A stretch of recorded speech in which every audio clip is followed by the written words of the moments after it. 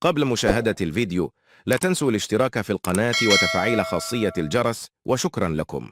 لقيت مع أكبر متكبر لقيته في حياتي كوم باغازار دابا في المول. هو فوتبولور مغربي،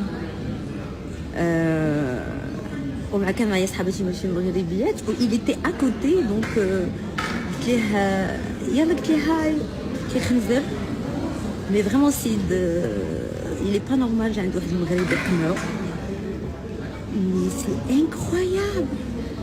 دابا داخله لوتيل شفت في الباب قلت ليه راه اتس نوت نايس، قال لي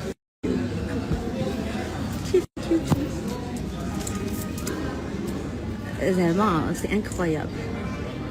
شكون هو الفوتبولور زياش تيلمون جو ليمي تيلمون جو لو ديتيست مانتون، سي انكرويابل. كشفت الفنانة المغربية فاتي جمالي تفاصيل ما حدث بينها وبين الدولي المغربي حكيم زياش في تركيا. وقالت فاتي جمالي عبر صفحتها على انستغرام: اليوم بالصدفة تلاقيت مع أكبر متكبر في حياتي وهو لاعب مغربي.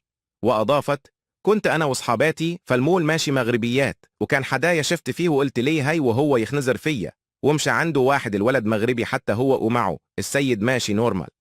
وتابعت: ملي مشيت للأوطيل لقيته قدام الباب، قلت ليه حشومة هاد الشي اللي درتي وهو يعايرني.